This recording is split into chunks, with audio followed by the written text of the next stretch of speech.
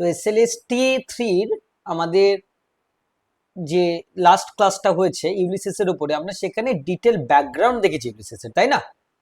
এবং একটা টেক্সটকে লিটারেচারে মনে রাখবে, যদি ফুল মার্কস পেতে চাও পড়ার প্যাটার্নটা আগে জানতে হবে। কিন্তু একটা টেক্সটকে কিভাবে পড়তে হবে সেটা আমি অলরেডি বলেছি। পোয়েটকে জানবো বা রাইটারকে জানবো, সেই টেক্সটের ব্যাকগ্রাউন্ড জানবো, সেই টেক্সটের লাইন বাই লাইন অ্যানালিসিস জানবো, লাইন বাই লাইন আমরা সেটাই করব। এছাড়াও আমরা এর যে সমস্ত থিওরিটিক্যাল অ্যাপ্রোচ নেওয়া যেতে পারে প্রত্যেকটা টেক্সটে, সেটা আমরা দেখব।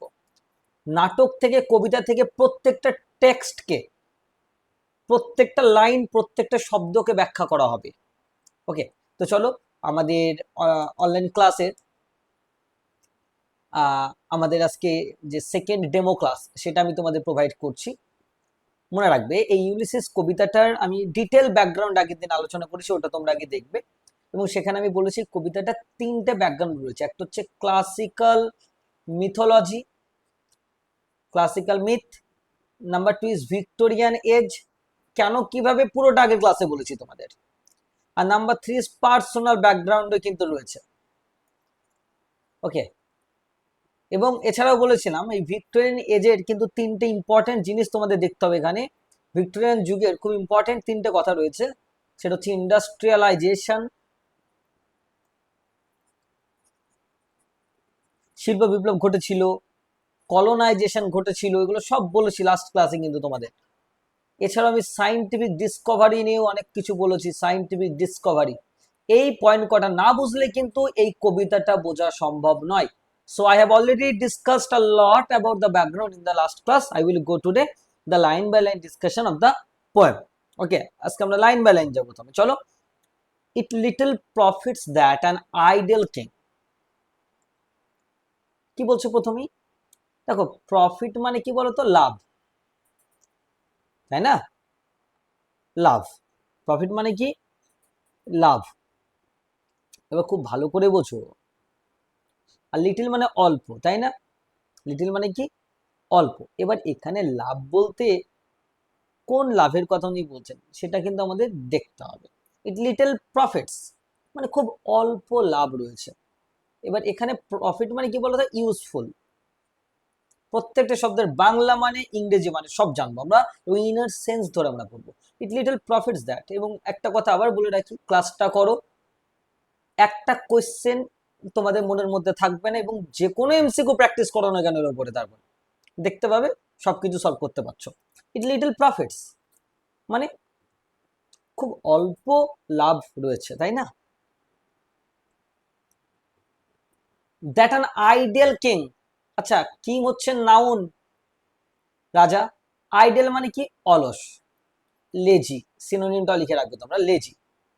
এই যে বলছে একজন অলস রাজা হওয়াতে খুব একটা লাভ নেই, মানে there is no usefulness to become an ideal king.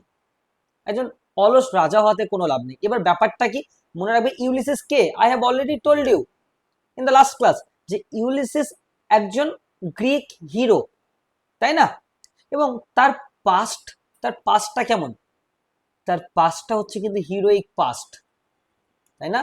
Heroic past, প্রচুর শব্দ তোমরা শিখতে পারবে। কিন্তু ওনার বর্তমান সময়টা কেমন, উনি একজন অলস রাজা, তাই না? তার মানে কি, প্রেজেন্ট সময়টা কিন্তু ইনঅ্যাক্টিভিটিতে কাটাচ্ছে, তাহলে এটাকে বলে প্রেজেন্ট ইনঅ্যাক্টিভিটি। আশা করছি ক্লিয়ার হচ্ছে। তাহলে বুঝতে পারলে পুরো ব্যাপারটা, কতগুলো শব্দ আমরা এখান থেকে শিখতে পারলাম। এবং এরকম মনে রাখবে ক্রিটিক্যাল অ্যানালিটিক্যাল অ্যাপ্রোচ, মানে এবার তোমাদের এসএলএসটি কোয়েশ্চেন হবে অ্যানালিটিক্যাল। মনে রাখবে, বারবার করে বলছি, আর এটা মুখে বললেই হবে না, প্রত্যেকটা লাইনকে আমরা এরকম ভেঙে দেখাবো। প্রত্যেকটা লাইন এই পুরো কোর্সে, তোমাদের যে পুরো এসএলএসটি ব্যাচটা রয়েছে, ওকে, এই পুরো ব্যাচে প্রত্যেকটা টেক্সটকে, প্রত্যেকটা লাইনকে অ্যানালিটিক্যাল অ্যাপ্রোচ নিয়ে আমি করাবো। তো দেখো, little profits that an ideal king, তার মানে কি, there is no usefulness for Ulysses to become an ideal king, কারণ ওনার অতীতটা ছিল খুব হিরোইক। চলো তার পরের লাইনটা, ওকে আমরা তার পরের লাইনে যাব। বাই দিস স্টিল হার্ট, আচ্ছা স্টিল মানে কি, স্টিল মানে কিন্তু স্তব্ধ থাকা, তাই না? হার্ট মানে কি বলতো, আগুন। অ্যাকচুয়ালি এটা হচ্ছে এই হার্ট মানে এখানে মনে রাখবে, হার্ট মানে আমি লিখে দিচ্ছি, লিখে নেবে সব প্রত্যেক শব্দ। ফায়ার প্লেস, আগুন ধরানো হয় যেখানে। বলছে আমি কোথায় বসে রয়েছি? By this still heart. আচ্ছা, এই স্টিল হার্ট মানে কি? আগুন। এবার এখানে কি হয়? রান্না টান্না করা হয়। তার মানে উনি কিসের মধ্যে রয়েছে? উনি জীবন কাটাচ্ছেন ডোমেস্টিক, মনে রাখবে, ডোমেস্টিক পিস, মানে একটা ঘরোয়া শান্তির মধ্যে রয়েছে। জীবনে কোনো অ্যাডভেঞ্চার নেই লোকটার। এই লোকটা যে জীবনে সারা জীবন যুদ্ধ করেছে, জীবনে অ্যাডভেঞ্চার রোম্যান্সে ভর্তি জীবনটা, সেই লোকটা এখন একটা ডোমেস্টিক লাইফ কাটাচ্ছে, ঘরোয়া জীবন কাটাচ্ছে। সেই জন্য বলছে বাই দিস স্টিল হার্ট, এই চুপচাপ আগুনের পাশে বসে রয়েছে। আবার ইনঅ্যাক্টিভিটি দেখতে পাচ্ছি। অ্যামাং, এবং কাদের মধ্যে রয়েছে আমি? Among this barren cracks. আচ্ছা, ব্যারেন ক্র্যাকস মানে এটা শুনে রাখবে, ব্যারেন ক্র্যাকস যেটা বলতে চাচ্ছে। আচ্ছা, ব্যারেন ক্র্যাকস মানে ঠিক, ব্যারেন মানে কি? অনুর্বর। ব্যারেন মানে এটা কি? অনুর্বর, মানে যেখানে কোনো কিছু চাষ হওয়া সম্ভব না, মানে কোনো কিছু ভালো হওয়া সম্ভব না যেখানে, তাই না? আর ক্র্যাকস মানে কি? পাহাড়, খাড়া পাহাড়। এবার ব্যারেন ক্র্যাকস বলতে কি বোঝাচ্ছে? তাহলে অনুর্বর পাহাড় বোঝাচ্ছে না। এখানে ব্যারেন ক্র্যাকস বলতে একটা অনুর্বর জমিতে যেমন কোনো কিছু চাষ হয় না, কোনো কিছু ফার্টাইল কোনো কিছু হয় না, ইনফার্টাইল হয়ে যায় সবকিছু, ঠিক বলছে যে এখানেও জীবন হয়ে গেছে ড্রাই, জীবন শুকিয়ে গেছে। কাদের মধ্যে রয়েছে আমি? আরে বাবা, ব্যারেন ক্র্যাকস অনুর্বর লোকদের মধ্যে রয়েছে। অ্যাকচুয়ালি কাদেরকে বলতে যাচ্ছে? উনি কোথায় রয়েছেন? ইথাকার রাজা উনি, উনি নিজের বাড়িতে ফিরে এসেছেন ইথাকাতে। তাই এখানে তিনি রেফার করছেন the people, barren cracks actually refer to the people of Ithaca. পরীক্ষার জন্য এমসিকিউ গুরুত্বপূর্ণ, পরীক্ষা দেবে ব্যারেন ক্র্যাকস বলতে কি বোঝায়। এবার তুমি যেহেতু অ্যানালিটিক্যাল ভাবে পড়ে যাওনি, অ্যানালিটিক্যাল অ্যাপ্রোচ তুমি নাওনি, তুমি বলবে ব্যারেন মানে তো অনুর্বর ছিল, আর ক্র্যাকস মানে হচ্ছে পাহাড়, তাহলে অনির্বর পাহাড়।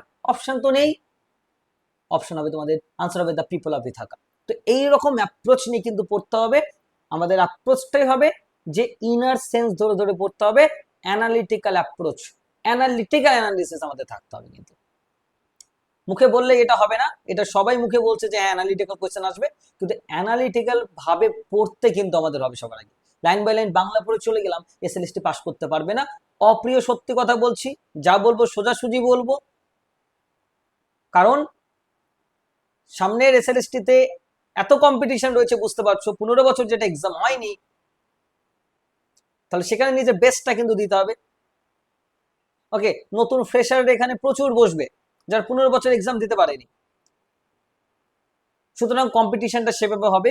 2025 সালে যে এসএলএসটি হয়েছে সেই কোয়েশ্চেন পেপার দেখে কিন্তু ভুল ভাববে না, সামনের এসএলএসটির কোয়েশ্চেন কিন্তু টাফ হবে। ওকে, ওটা যেহেতু একটা ক্যান্সেল হয়ে গেছিল, এক্সামটা দ্বিতীয়বার হয়েছিল, তাই কোয়েশ্চেন ইজি ছিল। আচ্ছা, তো ইউলিসিস বলছেন বাই দিস স্টিল হার্ট, এই উনানের পাশে বসে রয়েছে অ্যামং দিস ব্যারেন ক্র্যাকস, এই লোকগুলো, এই ব্যারেন ক্র্যাকস মানে অনুর্বর। কারণ এই লোকগুলোকে কেন অনুর্বর বলছে? কারণ এই লোকগুলো জীবনে কোনো অ্যাডভেঞ্চার করেনি, জীবনে কোনো হিরোইক অ্যাক্টিভিটি লোকগুলোর মধ্যে নেই। থাকার লোকজন এরা খায়, ঘুমায়, দেখো, হোড স্লিপ অ্যান্ড ফিড, একটু পরে গিয়ে বলবে, এরা খায়, ঘুমায় আর টাকা পয়সা সঞ্চয় করে, আর জীবনে কোনো অ্যাডভেঞ্চার এদের নেই। আমি বলেছিলাম Ulysses is like Netaji Subhashchandra Bose. Ulysses হচ্ছে সুভাষচন্দ্র বোসের মতো, যিনি জীবনে কখনো বসে থাকবে না, জীবনটাকে অ্যাডভেঞ্চারের মধ্যে দিয়ে কাটাতে চাইবেন। তাই উনি যখন বয়স হয়ে গেছে, ইথাকাতে এসে বসে রয়েছেন, তখন বলছেন যে এই জীবনটা একটা ইনঅ্যাক্টিভ লাইফ হয়ে গেছে, ইনঅ্যাক্টিভ লাইফ হয়ে গেছে। তো তারপরে বলছে ম্যাচড, আচ্ছা, matched with an aged wife. আরে বাবা, matched with an aged wife মানে কি? এজেড ওয়াইফ বলতে কি? তার ওয়াইফটা মানে বৃদ্ধা হয়ে গেছে, বয়স হয়ে গেছে, তাই তো, বয়স হয়ে গেছে। তো বলছে জীবনটা কিভাবে কাটাচ্ছি? ম্যাচড মানে আমাদের ম্যাচটা কেমন? উইথ অ্যান এজেড ওয়াইফ, একজন এজেড ওয়াইফের সঙ্গে।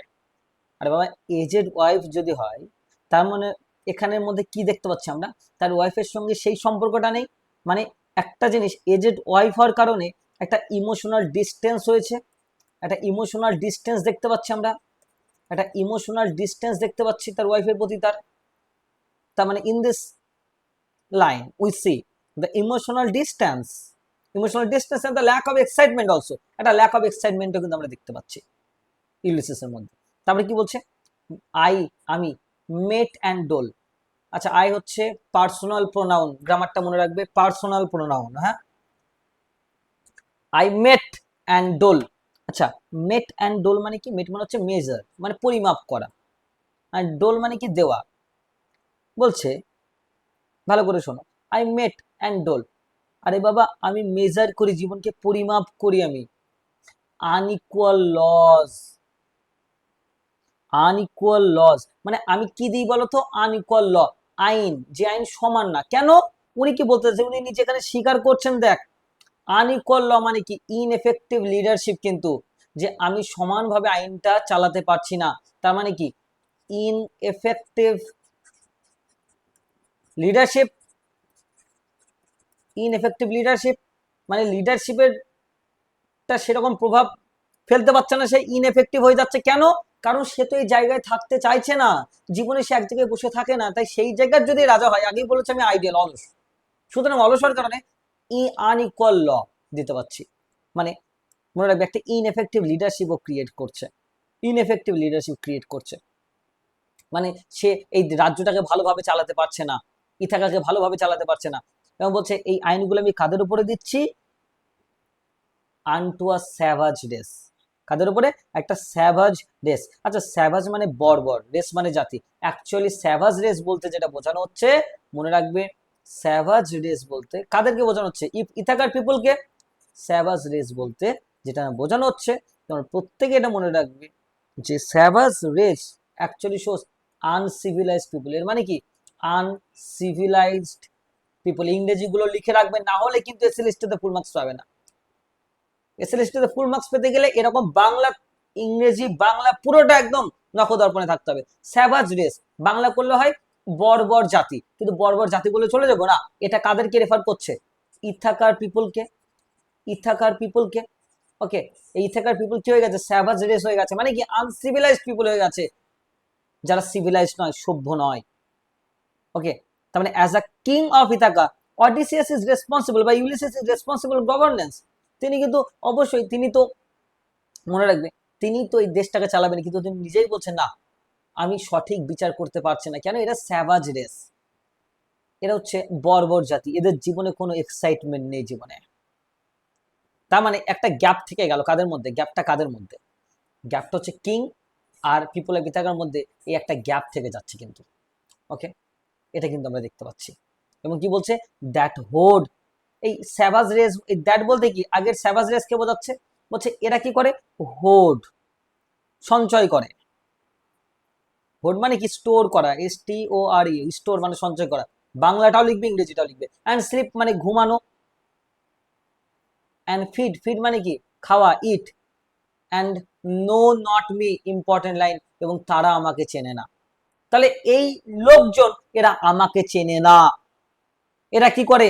এরা জীবনে একটা, জীবনে সঞ্চয় করে, খায় আর ঘুমায়। তার মানে এটা কিন্তু একটা, এই এক্সিস্টেন্সটাকে বলা হয়, এই বেঁচে থাকাকে বলা হয় ডাল এক্সিস্টেন্স। কি বলে? ডাল এক্সিস্টেন্স, মানে জীবনে যখন কোনো উত্তেজনা নেই, এটাকে বলে ডাল এক্সিস্টেন্স। এই শব্দগুলোর সঙ্গে পরিচিত হতেই হবে সাহিত্য পড়তে গেলে তোমাদের।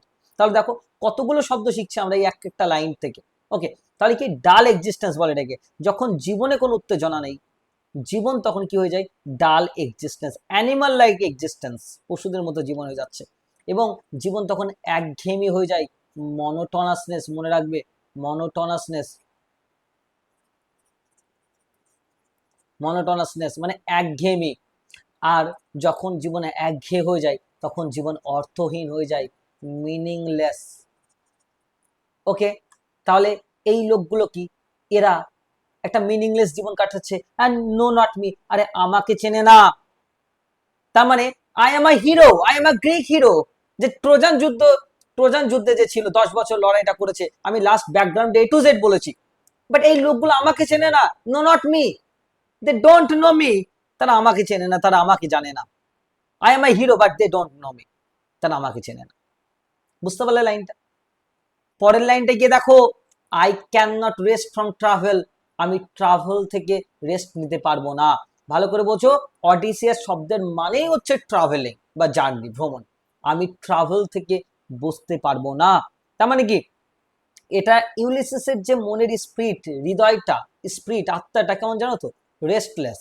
লিখে নেবে অবভিয়াসলি, রেস্টলেস স্পিরিট আমরা কার মধ্যে পাচ্ছি? ইউলিসিসের মধ্যে আমরা কি কি পাচ্ছি? রেস্টলেস স্পিরিট পাচ্ছি, আমরা অ্যাডভেঞ্চার পাচ্ছি না তার মধ্যে, আমরা এনার্জিটা আমরা পাচ্ছি, এনথুজিয়াজম পাচ্ছি আমরা তার মধ্যে। এই বৈশিষ্ট্যগুলো কিন্তু ইউলিসিসের মধ্যে রয়েছে। সেজন্য বলছে I can not rest from travel, আমি ট্রাভেলিং থেকে বসে থাকতে পারবো না। I can not stop travelling মানে কি? আমি এক্সপ্লোর করবো পৃথিবীকে। তার মধ্যে তার মানে কি? আবার একটা শব্দ পেলাম এখানে, আরেকটা শব্দ লিখে নেবে, এক্সপ্লোরেশন। ইউলিসিসের মধ্যে এক্সপ্লোরেশন পাচ্ছি আমরা। এক্সপ্লোরেশন মানে কি? বাইরের জগৎকে জানবো, বাইরের পৃথিবীকে জানবো। Okay, so I can not rest from travel. I will drink, আমি পান করব, life to the lees. Life to the lees মানে কি বলতো? জীবনকে একদম শেষ পর্যন্ত আমি লাইফকে পান করব। মানে কি বলতে চাচ্ছি? I will drink life to the less. এটা একটা মেটাফর, বুঝতে পারলে তো? এখানে দেখো ড্রিঙ্ক, কি ড্রিঙ্ক করে? ওয়াইনকে ড্রিঙ্ক করা হয়, তাই তো? তার মানে he wants to live the life fully, সে জীবনকে পুরোপুরি বাঁচতে চায়। তাই বলছে ওই লাইফটাকে ওই জীবনের ওই গ্লাসের মতন করে বলতে যাচ্ছে, যে যেমন গ্লাসে করে কেউ ওয়াইন বা ওয়াটার যাই হোক না কেন পান করে, যখন শেষ পর্যন্ত পান করে যখন, ঠিক জীবনকেও আমি ওরকম ভাবেই পান করব। ওকে, তাহলে I will drink life to the lees. Okay, এখানে কিন্তু একটা মেটাফর আমরা পাচ্ছি, কিন্তু আমি অবভিয়াসলি কবিতা পড়ানোর পর একটা ক্লাস নেব ফিগার অফ স্পিচের উপরে, কোন কোন ফিগার অফ স্পিচ কোন কোন লাইনে রয়েছে সেটাও কিন্তু শেখাবো। Okay, so I will drink life to the lees, আমি জীবনকে শেষ পর্যন্ত পান করব। তার মানে আমরা দেখতে পাচ্ছি তার মধ্যে একটা, এবার দেখো আমি আগেও বলেছি ভিক্টোরিয়ান এজটা কেমন ভাবে ইম্পর্টেন্ট। দেখো এই কবিতাটাতে যেহেতু ভিক্টোরিয়ান এজ আমরা কি দেখতে পাচ্ছি বলতো? শিল্প বিপ্লব ঘটছে, কলোনাইজেশন, সারা পৃথিবীতে তারা ছড়িয়ে যাচ্ছে ব্রিটিশাররা এবং কলোনি স্থাপন করছে। তারপরে সায়েন্টিফিক ডিসকভারি হয়েছে, তারা পৃথিবীতে বিজ্ঞান সম্পর্কে উন্নতি লাভ করেছে এবং এই পৃথিবীকে নতুন ভাবে জানবার চেষ্টা করছে। তাই এই এক্সপ্লোরেশনের নোশনটা কিন্তু ভিক্টোরিয়ান এজের একটা গুরুত্বপূর্ণ বৈশিষ্ট্য।